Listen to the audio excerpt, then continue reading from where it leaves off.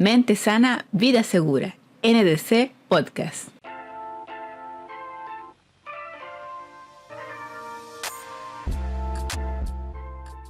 Bienvenidos y bienvenidas sean a Mente Sana, Vida Segura, un podcast de NDC. Yo soy Denisa Torreblanca y hoy nos sumergiremos en un fenómeno específico que afecta a la población chilena, el estrés de marzo. Para guiarnos a través de este complejo tema, contamos con la experiencia y conocimiento del destacado psicólogo clínico Nelson Jara, quien cuenta con 15 años de experiencia en el ámbito de la psicología y psiquiatría, además de experiencia en el ámbito de programa de integración escolar, PIE. Hola Denisa, ¿cómo estás? Gracias por el espacio y nada, ojalá podamos hacer un momento de conversación para poder entregar un poquito de información, de conversa, de reflexión respecto a estos temas que, como tú dices, se relacionan con este inicio del año escolar en marzo. Así que gracias por la invitación y agradezco el espacio para poder darle un espacio de reflexión a la gente que nos pueda estar escuchando y que siga por acá. Hola Nelson, gracias por unirte a nosotros en esta conversación. Este canal está patrocinado directamente por NDC Perso Group, empresa especialista en capacitaciones, reclutamiento, asesoría en gestión de riesgo, seguridad y salud ocupacional.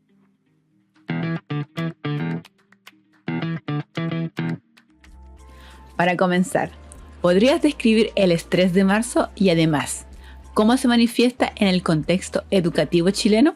A ver, mira, el concepto de estrés, bueno, probablemente hay varias teorías que lo podrían explicar y de alguna otra forma el estrés se define técnicamente como esta sensación físico, emocional y psicológico que es cuando las personas sienten que una situación la cual que probablemente puedan estar tentando lo sobrepasa, ¿sí?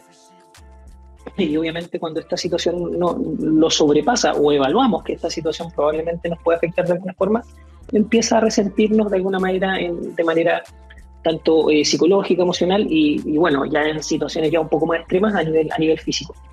Ahora, y en el caso específico de lo que es este estrés de marzo que le llamamos, y quizás lo conversábamos un poquito al inicio, es de que para muchas personas, como se dice, el año de funcionamiento comienza en marzo, porque obviamente comienza el año escolar y obviamente ahí es cuando las dinámicas tanto de los chicos y chicas y estudiantes que ingresan a los distintos sistemas escolares comienzan a lo mejor su primera experiencia educativa o también están continuando o están por finalizar quizás alguna de las etapas, entiéndase, prebásica, básica, media y obviamente ya lo que es la educación superior. Y eso también hace que los chicos se estén como anticipando, a veces anticipaciones que muchas veces pueden ser no muy funcionales y empiezan a generar estas molestias derivadas del nerviosismo, de la sobrepreocupación, de qué va a pasar, de con quién me voy a encontrar, o si de alguna forma se han vivido alguna experiencia incómoda, de tener que enfrentarla nuevamente. Eso en el ámbito de los estudiantes. Pero por otro lado, obviamente, para la familia empieza toda esta dinámica de organizarse de alguna forma para lo que es el proceso de volver de retomar las labores de trabajo, pero también con esta variante de la dinámica del colegio. Tengo que ir a dejarlo una determinada hora, después tengo que ir a buscarlo, a lo mejor mi jornada laboral tiene un tiempo distinto al momento en los cuales mi hijo o mi hija sale del colegio, entonces ahí empieza toda esta organización que generalmente a medida que van pasando los días y van pasando los meses nos empezamos a adecuar nuevamente. Sin embargo, este cambio o este retorno a clase obviamente genera una serie de incomodidades las cuales probablemente nos van resintiendo y eso hace que los chicos vayan teniendo resistencia a ingresar a clase, empiezan un poco estas adaptaciones que realmente son muy complejas porque obviamente volver de casi 2 meses de vacaciones a retomar un sistema que independiente de que se ha ido flexibilizando, se ha ido acomodando un poco a las necesidades de los estudiantes y a estos nuevos paradigmas que se han ido cambiando en el ámbito de educación, probablemente para los chicos y las chicas sigue siendo, no sé, como volver a usar un uniforme, por ejemplo, aunque sé que muchas escuelas son como bien flexibles respecto al uso del uniforme, en encontrarse con gente nueva, por ejemplo, y eso también genera cierto nivel de incomodidad o estrés, o prepararnos un poco para la lógica en lo que es el rendimiento académico y las exigencias y expectativas que tanto uno como estudiante pone, y también a veces como papás y mamás empezamos como a empujar un poquito a los chicos a la lógica del buen rendimiento académico, etc. Y eso hace que nos olvidemos un poquito de que los chicos tienen que pasarla bien, tienen que disfrutar, que son etapas de compartir en estas pequeñas sociedades que son los colegios y flexibilizar y permitir también los espacios. Yo creo que eso es algo que nos hace falta también en las dinámicas educativas, de dar espacios para flexibilizar, para tratar de que no sean los niños los que tienen que adecuarse a la dinámica escolar, sino que probablemente las dinámicas escolares tienen que adecuarse a las características específicas que tiene cada uno de los estudiantes, que tengan o no algún tipo de dificultad de aprendizaje o alguna necesidad educativa especial, sino que entender que todos funcionamos a niveles y a tiempos distintos, comprendemos las cosas de maneras diferentes. Por lo tanto, cuando yo, a medida que voy conociendo como docente o como persona que trabaja en una unidad educativa, voy conociendo el estilo de funcionamiento que puede tener mi estudiante, probablemente puedo ir flexibilizando la forma como voy a presentar los contenidos, o voy a tratar de hacerle un poquito más fácil el retorno a clases y obviamente el que se mantenga en el proceso escolar. ¿Crees que la sociedad chilena ha logrado contribuir a que haya una mejor experiencia respecto a la integración escolar, o aún existe una barrera muy grande al respecto? Mira, yo creo que todo es perfectible, todo se puede mejorar con el tiempo. Obviamente hay diferencias sustanciales entre, no sé, un año 2007, por ejemplo, a lo que hemos ido avanzando hasta el momento, un 2011 cuando comenzó los procesos de programas de integración escolar, a lo que es un 2024 donde probablemente la sociedad en general hemos tomado más conciencia de lo que es la inclusión. Sin embargo, hay ciertos momentos en los cuales todavía es una exigencia. O sea, el hecho de que esto sea una ley ya te dice mucho de que las personas estamos obligadas a considerar la inclusión como parte de un proceso en un determinado grupo de personas. O sea, que las empresas, por ejemplo, estén obligadas a tener un porcentaje específico de personas con discapacidad en sus empresas, ya te está diciendo mucho de que del momento que es una exigencia, probablemente nos está costando mucho hacerlo como algo más cotidiano. Sin embargo, yo creo que el fuerte del trabajo en inclusión se lo llevan muchas organizaciones y muchos contextos, pero sí se nota bastante en lo que es la comunidad educativa y los colegios.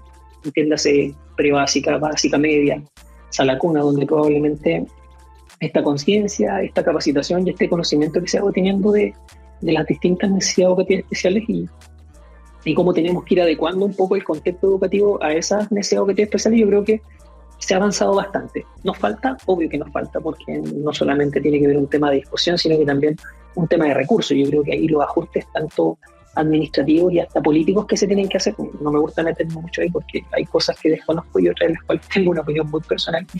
Pero sin embargo siento que ha avanzado bastante. Yo creo que cada vez más los niños, niñas y adolescentes que por alguna circunstancia están dentro de lo que se conoce como las personas con algún tipo de discapacidad o necesidad educativa especial, se han dado cuenta que las oportunidades están. Que hay que ampliarlas mucho más, probablemente tiene que ser así. En este momento, cuando te hablamos de programas de integración escolar, estamos hablando de programas y dispositivos que están incorporados en las escuelas públicas.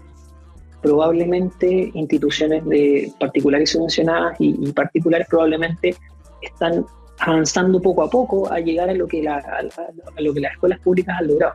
Sin embargo, también es difícil, porque obviamente acá implica destinar recursos y obviamente encontrar los profesionales más idóneos para poder brindar esos espacios de acompañamiento y de trabajo directo con el estudiante, y obviamente tratar de entregar las herramientas a los docentes y a las instituciones educativas para poder disminuir estas barreras de las cuales te hablo. Estas barreras que se dan entre la condición de un estudiante con una necesidad educativa especial o con una discapacidad, y cómo tratamos de que esa condición no sea una inhabilitante o una posibilidad de no poder aprender o no vivirse un proceso educativo, con todas las adecuaciones que el ministerio y el sistema te permite, porque obviamente tú puedes ir modificando la forma como evalúas, puedes ir modificando la manera como entregas un aprendizaje, puedes ir modificando, adecuando y flexibilizando la manera como entregas un contenido. Ya esto del plumón y la pizarra y del papel y lápiz se modificó hace mucho rato. A medida que hemos ido avanzando han ido apareciendo una serie de herramientas, tanto tecnológicas, digitales y didácticas, las cuales obviamente van facilitando los procesos de aprendizaje en general, y con mayor razón en personas que tienen algún tipo de necesidad educativa especial. Tú me hablas de los desafíos que se enfrentan en marzo. Me gustaría tomar este punto y preguntar, ¿Qué otro tipo de desafíos se enfrentan los chicos que forman parte del programa de integración escolar, que me imagino deben ser completamente diferentes a lo que enfrentan otros chicos a la hora de ingresar a clases? Como todo psicólogo, probablemente vamos a hablar mucho del concepto del depende. Depende de la necesidad educativa especial, pero principalmente tiene que ver con lo básico, o sea, encontrar que los apoderados, las mamás y papás puedan encontrar una unidad educativa que pueda brindar este tipo de apoyo. A veces es difícil, porque obviamente estamos en una comuna que tiene una alta población de estudiantes. Si bien contamos con bastantes unidades educativas, creo que estamos cerca de las 50, 51, ahí probablemente alguien que nos esté escuchando nos puede corregir ahí en los comentarios la cantidad de unidades educativas que existen. Los programas han ido creciendo, por lo tanto existe la posibilidad de poder disminuir estas barreras de las cuales te hablo. Sin embargo, el prejuicio obviamente es algo que juega muy en contra. Ya las personas, curiosamente, todavía existe en el inconsciente colectivo de algunos contextos educativos que los estudiantes tienen límites de aprendizaje.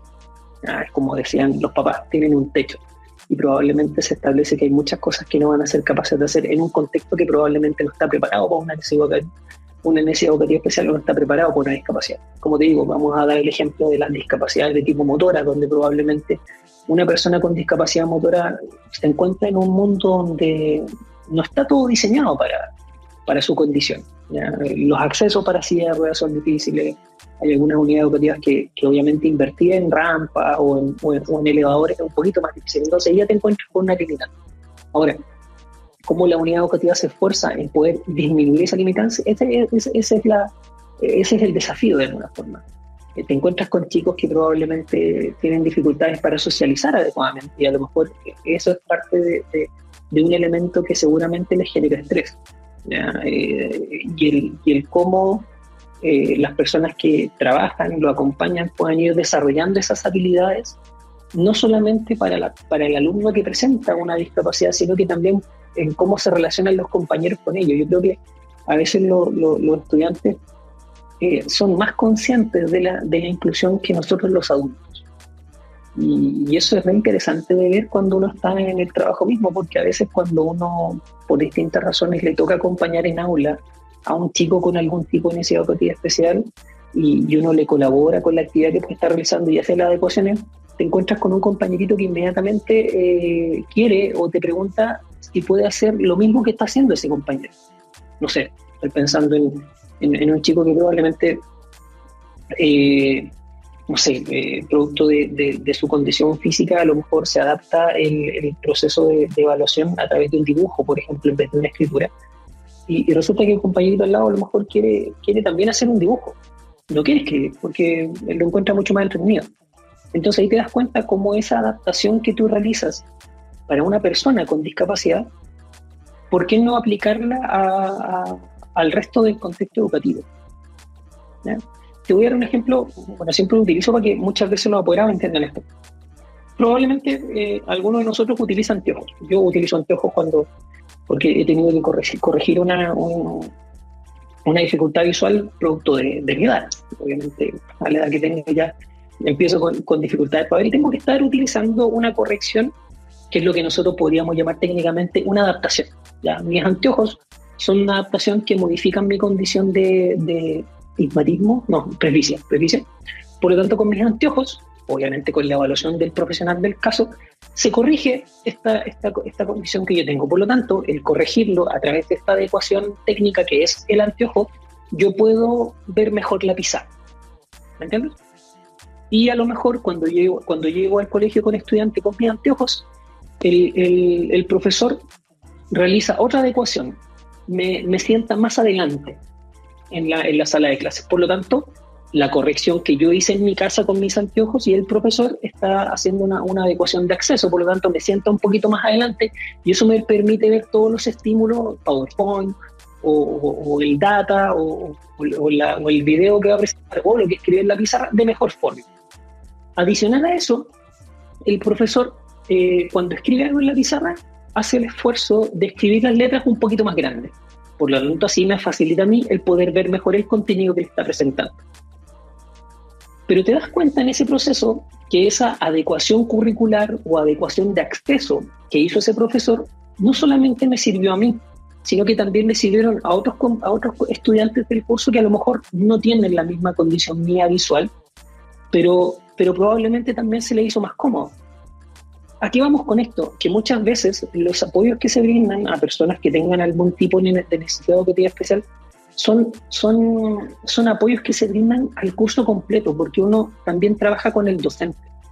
Al profesor se le explica en qué consiste la condición del estudiante, se le explica lo que es una necesidad educativa especial, se le capacita cuál es la mejor forma de brindar los apoyos, de presentar contenidos o la mejor forma de evaluar, haciendo estas constantes adaptaciones. Y muchas veces esa adaptación que tú haces específicamente apelando a la diversidad que tienen los distintos estudiantes, te puede ser funcional para un estudiante, pero también te puede servir para los demás. Por ejemplo, en muchos casos de déficit de atención, por ejemplo, que estamos presentando tanto con niños como adolescentes, y no necesariamente porque presenten el trastorno de déficit de atención, sino que porque obviamente los chicos con esta estimulación constante que están teniendo de redes sociales o de aparatos electrónicos como pantalla, etcétera, se distraen con facilidad. Por lo tanto, una adecuación que tú puedes hacer para un niño que específicamente tiene un desajuste en su atención-concentración te puede servir para el resto de los estudiantes, porque probablemente esa adaptación que tú haces o esa modificación que haces en la forma que presentas el contenido te puede servir para el curso completo. Entonces, cuando hablamos de inclusión, no tenemos que centrarnos solamente en lo que es una discapacidad o una necesidad educativa especial, sino que la idea es que nos centremos en las características específicas que cada estudiante puede tener para comprender un contenido. Por lo tanto, la versatilidad en la manera como yo presento los aprendizajes, los contenidos o las distintas materias es el desafío. ¿Se entiende? Sí, obviamente, se entiende. Qué bueno. Ahora, saliendo un poco del aula, ¿cómo crees que la sociedad chilena puede contribuir a aliviar el estrés de marzo? ¿Qué podemos hacer para mejorar lo que es la integración, viéndolo desde un punto de vista más general? ¿O qué medidas podemos tomar para que esta nueva dinámica que se inicie en marzo sea llevada de una mejor manera para todos?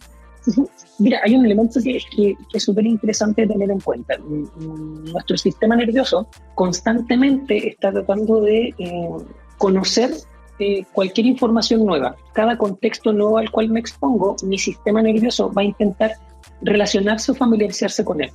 ¿Ya? Puede que yo esté ingresando a un colegio completamente nuevo, o a lo mejor yo me haya ido de viaje y esté de visita en una ciudad que no conozco. Sin embargo, mi sistema nervioso va a tratar de encontrar en este nuevo contexto algo que me sea familiar, ¿sí? Por lo tanto, si yo estoy en una ciudad que es completamente nueva, me voy a dar cuenta que las calles siguen la misma dirección que tenía en la ciudad donde yo vivía. Por lo tanto, mi sistema naturalmente va a tratar de anticiparse y predisponerse a esta nueva información, tratando de buscar en las experiencias que he tenido previamente a qué se le parece. ¿Me entiendes? O sea, por ejemplo, si yo estoy viendo una película que es completamente desconocida para mí, probablemente voy a ver un actor conocido, y como veo un actor conocido, automáticamente mi sistema va a creer que esta película puede ser entretenida porque es un mismo actor que es de las películas que yo veo, ¿ya? O como te decía, puede que este chico o chica que está ingresando a un colegio nuevo se da cuenta que tiene que llevar su mochila. Y obviamente el usar mochila era lo mismo que hacía cuando iba al otro colegio. Este es un colegio nuevo, pero se da cuenta que los compañeros entran a la misma hora, la sala de clase está dispuesta de la misma manera como estaba en la escuela anterior, solo que a lo mejor no conozco a muchos de mis compañeros. Pero en ese momento ya mi sistema, o mi cerebro y mi sistema nervioso intenta familiarizarse con esto y empieza a encontrar puntos en común, y eso naturalmente da tranquilidad.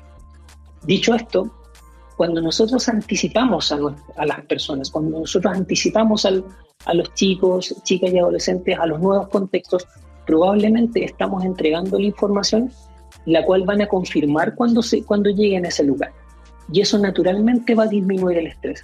¿Ya? Muchas veces la incertidumbre, por ejemplo, genera que nosotros estemos evaluando irracionalmente situaciones y pasándonos, como se dice, una serie de películas, y necesariamente los humanos estamos muy acostumbrados a pasarnos no muy buenas películas. Realmente esta predisposición siempre es negativa, porque de alguna otra forma mi sistema nervioso siempre va a tratar de buscar protegerme de una determinada situación. Por lo tanto, es razonable que esta anticipación que yo haga o predisposición no siempre va a ser agradable, y al no ser agradable probablemente me va a tener inquieto emocionalmente y me va a tener manifestando comportamientos que a lo mejor no van a ser los más adecuados. A lo mejor no voy a querer entrar al colegio, no voy a querer volver a trabajar porque me voy a encontrar con los compañeros nuevos, o a lo mejor como tuve una experiencia un poquito incómoda en mi trabajo antes de salir de vacaciones, voy a estar pensando irracionalmente que no voy a encontrar con el mismo problema y voy a discutir con la misma persona. Entonces ya partimos antes de entrar a trabajar o antes de entrar al colegio, ya nuestro cerebro está pensando que va a ocurrir algo. Por lo tanto, cuando nosotros somos capaces de anticiparnos a la situación y principalmente confrontar esa idea que está apareciendo, probablemente voy a enfrentar de una manera más adaptada, voy a enfrentar de manera más funcional esta nueva experiencia. Por eso muchas veces se recomienda que anticipemos a nuestros chicos, a lo mejor antes de que asistan directamente al colegio, a lo mejor, no sé, por el fin de semana anterior a que inicien las clases, llevarlo a que nos demos una vuelta por el lugar donde está el colegio. A lo mejor obviamente el colegio va a estar cerrado, pero por ejemplo mostrarle, mira, este es el colegio donde va a estar. A veces muchas personas tienen la posibilidad de poder visitar el lugar donde van a estudiar antes de ir a matricularse o antes incluso de iniciar las clases. Muchas actividades que realizan, por ejemplo, las universidades con los estudiantes de tercero y cuarto medio para mostrarles las dependencias. Ese es un buen elemento de anticipación que hace que ya el estudiante desde ya se vaya familiarizando con el lugar donde va a estudiar y este nuevo contexto educativo. El que, no sé, cuando ya se están terminando las vacaciones, las personas empecemos como a levantarnos un poquito más temprano, a tratar de ir incorporando nuevamente la rutina o los horarios que solíamos tener cuando estábamos en la jornada laboral o en el proceso escolar, y así esta lógica de las vacaciones que nos tiene a tiempos distintos, a lo mejor levantándonos más tarde, yéndonos a la playa todo el día, a medida que se va acercando las fechas de ingresar o al trabajo o al colegio, a lo mejor ir adaptando poco a poco la dinámica a lo que es el volver al comienzo de año, al trabajo. Entonces me empiezo a levantar más temprano, me acuesto un poquito más temprano, empiezo a ordenar mis rutinas de colaciones, a lo mejor me levanto, me cambio de ropa y me acerco paulatinamente a mi lugar de trabajo, o como te decía, acercamos a los chicos y a las chicas al colegio donde van a estudiar, y eso probablemente va a disminuir esta lógica de la incertidumbre ante un lugar que es nuevo, y obviamente eso va a disminuir sustancialmente, por lo menos, esta percepción psicológica de que este lugar puede ser potencialmente amenazante o que me va a tener demasiado inquieto, y las conductas resultantes de un estado emocional incómodo, que es cuando nos incomodamos ante una situación que puede ser potencialmente peligrosa o evaluamos como incómoda. ¿Entiendes? No, sí entiendo completamente, sí. Porque es algo que yo también hago. Y es lo mejor, es lo mejor. Cuando estuve de vacaciones y ya se acercaba mi fecha para reintegrarme otra vez a trabajar, iba poniéndome horarios. Entonces me acostaba más temprano y ponía una alarma para despertarme más temprano. Exacto. Y de esa forma volver a retomar el horario trabajo, porque en vacaciones obviamente es algo que uno ya no hace, ya no se despierta tan temprano. Pero tener esa anticipación me ayudó bastante en todo el proceso de lo que es volver a reintegrarse al trabajo luego de un periodo largo de vacaciones. Perfecto. Por ejemplo, en el caso de nosotros en el colegio donde trabajamos, generalmente todo el personal administrativo o el personal que tiene funciones directivas siempre ingresamos una semana antes. Obviamente para preparar un poco todo el proceso administrativo, ir anticipándonos un poco, a preparar un poco el colegio para que lleguen los chicos. Y claro, uno no va, como se dice, con la ropa de trabajo inmediatamente, uno va con un poquito de ropa más cómoda, aparte que hace calor, entonces, no sé, yo suelo utilizar camisa cuando voy a trabajar. Pero durante estos días previos iba con una ropa un poquito más cómoda, tal cual como tú lo hiciste. Uno se empieza a levantar un poquito más temprano, hace este recorrido específico al lugar de trabajo, si bien la jornada, obviamente, cuando estábamos en esta semana previa era un poquito más corta, no hacíamos jornada completa porque íbamos a cosas como súper específicas, pero ya teníamos ese pequeño acercamiento. De hecho, la primera semana, generalmente en muchas escuelas, en muchos colegios, los chicos entran un poquito antes y entran como a mitad de semana, no entran el lunes. Y la jornada siempre es un poquito más corta, precisamente para que los chicos vayan probando y tanteando a poquito.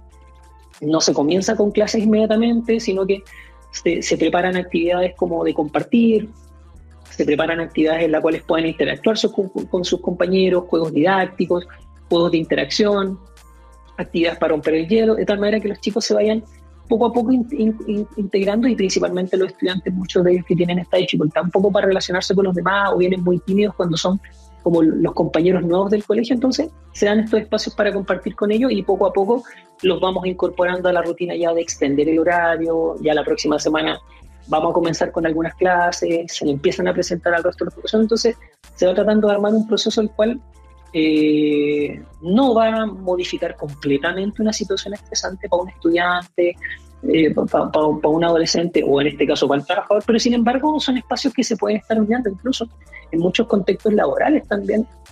Los inicios de las jornadas laborales o los retornos de muchas personas que han estado de vacaciones, o cuando se inicia un año, independiente de que las vacaciones pueden ser a destiempos para cada uno de los funcionarios, se realizan actividades de camaradería, nos juntamos un poco, se realizan estas como espacios de autocuidado que son súper necesarios, y de hecho está reglamentado que en la lógica del cuidado de la salud mental en contextos laborales y escolares se brinden estos espacios. Es la razón por la cual se van diseñando los comités de bienestar en el trabajo o se van generando los departamentos de convivencia escolar en las unidades educativas, precisamente para estar regulando todos los procesos de relaciones con los otros y que tengamos un buen pasar por los contextos educativos y obviamente los laborales. No conocía ese detalle. Muchas gracias por el dato. Sí, no, te lo puedo asegurar. De hecho, el fuerte de los procesos de capacitación en la mayoría de los contextos laborales están incorporando la lógica del cuidado y la salud laboral. Obviamente, en la lógica de la prevención de los riesgos psicosociales en las distintas organizaciones y empresas implican establecer estos espacios. Yo sé que para muchas organizaciones cada vez es más difícil, porque obviamente los tiempos muchas veces son valiosos, como se dice, pero sin embargo cuando las organizaciones y las instituciones aprenden un poco que esto es vital para la no rotación de personal, o en el caso de nosotros comunidad educativa para prevenir el ausentismo, por ejemplo, para que haya una mayor asistencia, para que los estudiantes lleguen a la hora, el que las personas encuentren algo que les sea atractivo, que les sea agradable, por último, porque es un espacio cómodo donde a pesar de que estamos trabajando y eso es desgastante, se maneja muy bien el sentido del humor, tengo un espacio de contención, porque a lo mejor cuando tengo dificultades existe un dispositivo dentro del establecimiento o de la organización al cual yo puedo recurrir si necesito contención. Eso es algo que incluso está normado legalmente y se está incorporando paulatinamente, porque eso hace que se mejoren los ambientes de trabajo, que se mejoren los ambientes educativos, y que las personas obviamente nos vamos sintiendo más cómodos y vamos desarrollando habilidades como el compartir con otros, desarrollar la empatía, comunicarnos adecuadamente de manera efectiva y activa. Y eso obviamente hace que un contexto donde pasamos hartas horas, o sea, los niños en el colegio y nosotros en nuestro trabajo pasamos gran parte de nuestro tiempo en ese lugar.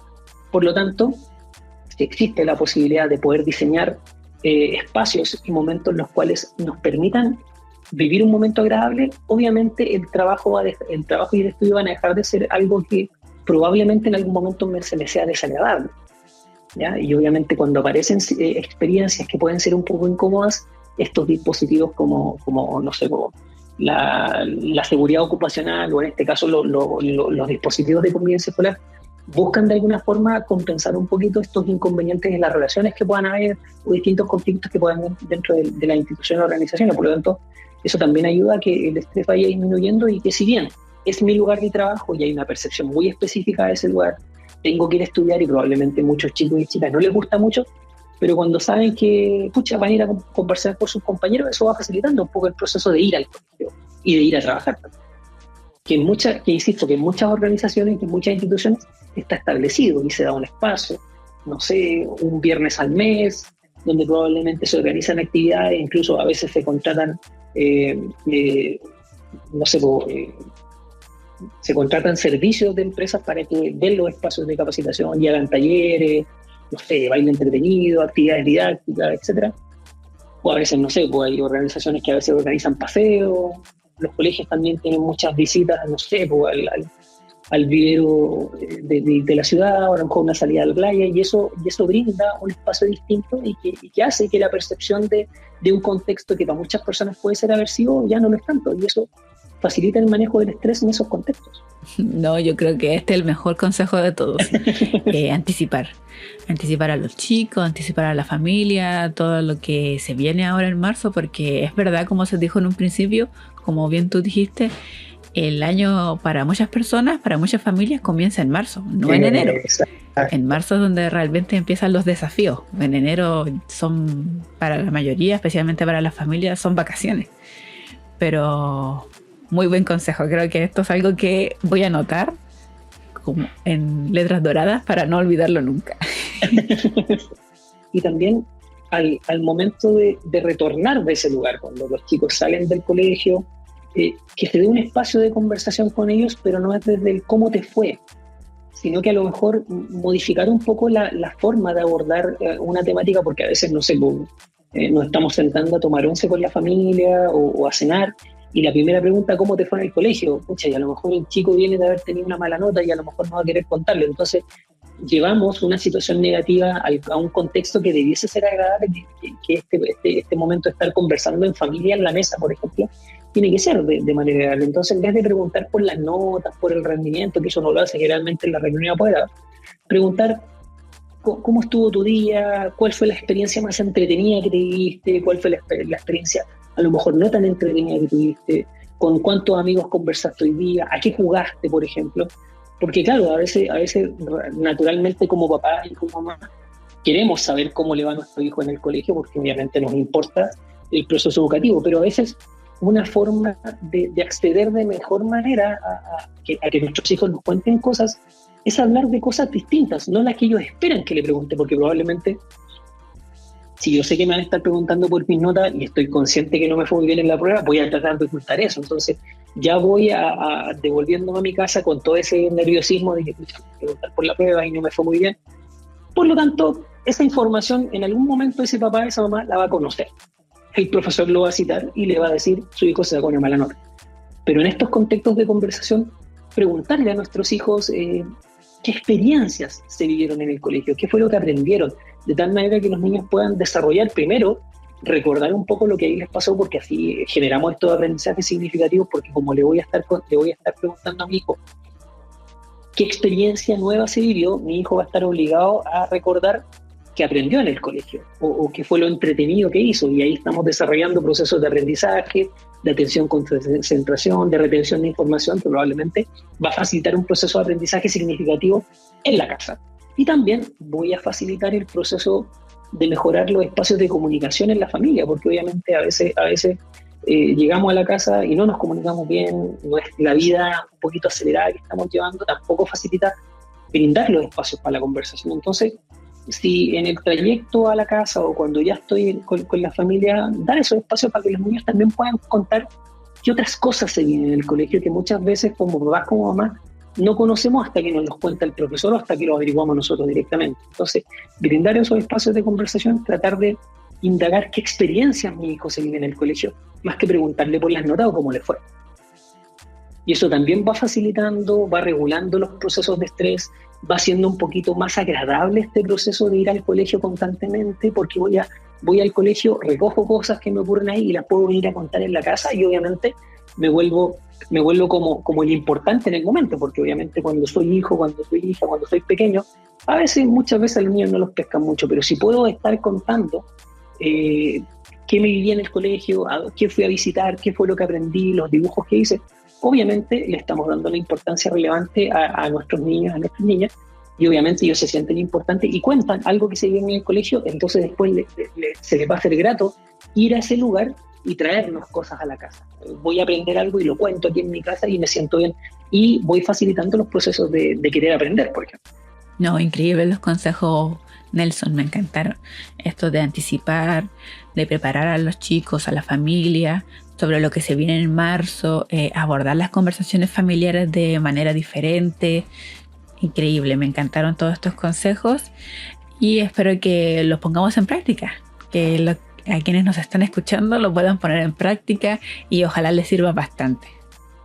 Sí, y es fácil y es gratis y lo tenemos ahí mismo, son nuestros hijos, es nuestra propia familia. A veces la dinámica de vida y este ritmo muy acelerado que tenemos no nos permite darle esa importancia y nos perdemos estos espacios que son súper entretenidos, súper vitales y están ahí. Por lo tanto, detenernos un poquito, intentar darle una visión distinta, como tú dices, anticipar a nuestros hijos y aconsejarlos también y también preguntarnos cómo fue para nosotros el proceso educativo, porque probablemente a todos en algún momento nos tuviera la escuela. Por lo tanto, podemos entender, salvaguardando completamente las diferencias generacionales que pueden haber habido, eso me permite entender, si yo fui al colegio alguna vez, probablemente eso me facilita ponerme en el lugar de mi hijo o de mi hija. El primer día del colegio obviamente fue complejo y si logro darme cuenta de que yo también me lo viví, a lo mejor puedo contarle un poco cómo fue mi primer día de clase. Y eso genera una conexión entre el adulto y el niño que probablemente ese chico no logra dimensionar. Muchas veces los adolescentes también no les cuesta conectar con sus padres porque obviamente están tratando de independizarse de ellos, pero cuando de repente un papá o una mamá le empieza a contar su experiencia, cómo fue ir al colegio, cómo fue salir de cuarto medio, etcétera, este adolescente se da cuenta que, oye, es el que este viejo que es mi papá no estaba tan perdido, se vivió cosas muy parecidas a las que viví yo y ahí encontramos un contexto de conexión porque todos fuimos al colegio alguna vez en distintos contextos, por lo tanto eso nos conecta con otras personas y principalmente con nuestros hijos. Sí, y creo que esa conexión de compartir experiencias no solo sirve a los más pequeños de la casa, sino también funcionaría con un adolescente, adulto joven, Exacto. alguien que recién esté iniciando en su vida laboral, por ejemplo, porque es algo que también me pasó. Yo conversaba con mis padres cuando estaba recién integrándome al mundo laboral y escuchar su experiencia ayudaba a aliviar un poco la carga, el estrés que uno sentía cuando estaba iniciando algo nuevo, porque no se siente solo, se siente acompañado. Exacto, entonces, claro, y ahí tú te das cuenta, oye, sí, pues a mis papás también le pasó, por lo tanto no estoy tan perdido, a lo mejor esto que me ocurre es súper normal incluso, y dije, no, ya, a todos nos pasa, entonces ya, mira, tranquilo, son los primeros días, son las primeras semanas, entonces date tiempo, ten paciencia, que en algún momento esta sensación va a disminuir, así que sí, siempre podemos encontrar espacio y creo que, no sé, yo soy un convencido que a veces hay cosas que nos ayudan, que están ahí, ¿no? A veces no necesitamos recurrir a un profesional así tan experto, a veces las cosas están ahí mismo. Y eso es lo que muchas veces, cuando nos damos cuenta, el tiempo que a lo mejor no aprovechamos, cuando alguien nos dice, oye, mire, esto que usted pudo haber hecho para poder manejar, por ejemplo, el estrés escolar, estaba ahí mismo. Lo podía utilizar usted. Y ahí después uno dice, pucha, en realidad, las herramientas siempre las he tenido, solo que necesitaba que alguien me las mostrara o que alguien me las ordenara. Y esa es la idea más o menos de acompañar a los estudiantes, de acompañar a los apoderados y a las personas que de repente buscan alternativas porque, insisto, la vorágine nos lleva a perder de vista cosas que son esenciales y están ahí. Sí, total. Y obviamente si aparecen espacios como estos en los cuales las personas pueden escuchar a lo mejor la experiencia, pueden escuchar un poco lo que uno hace en su trabajo y si les va a servir, bienvenidos a. Sin duda, esperemos que esto les ayude a mucha más gente y llegue a mucha más gente también. Eso esperamos y yo creo que todos en algún momento necesitamos, incluso uno de repente se da cuenta en este mismo proceso de ir trabajando en distintas áreas, en el área psicológica, en lo que es salud mental, y en una ocasión se va dando cuenta que, oye, ¿cómo no me enseñaron esto alguna vez? Qué interesante podía haber sido haber tenido espacios como estos hace un par de años atrás y habernos dado cuenta de algo que siempre estuvo ahí. Bueno, hoy hemos explorado el estrés de marzo con una mirada desde la educación chilena. Agradecemos la experiencia y perspectiva valiosa de Nelson Jara sobre este tema relevante.